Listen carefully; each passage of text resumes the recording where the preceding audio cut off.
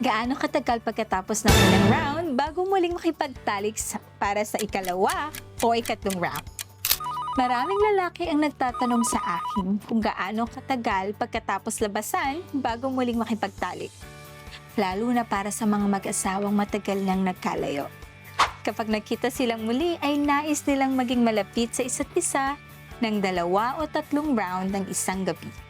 Sa katunayan, walang iisang takdang oras na nakakaangkop para sa lahat.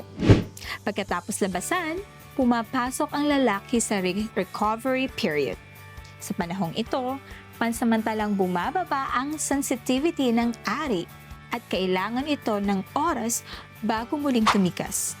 Para itong cellphone na naubusan ng baterya. Kapag ginamit ng todo, kailangan mo na itong isaksak at i-charge ng kaunti para itong muling gumanap.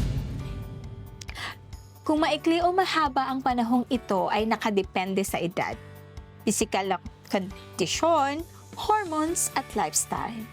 Para sa mga batang lalaki na malakas at masigla, may ilang minuto lamang ang kailangan bago makapasok sa susunod na round.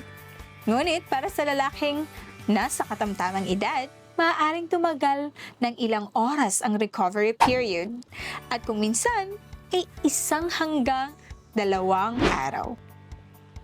Kaya kung madalas kayong mapagod pagkatapos makipagtalik at nahihirapang pumasok sa ikalawa o ikatlong round, hindi ito nangangahulugang mahina kayo.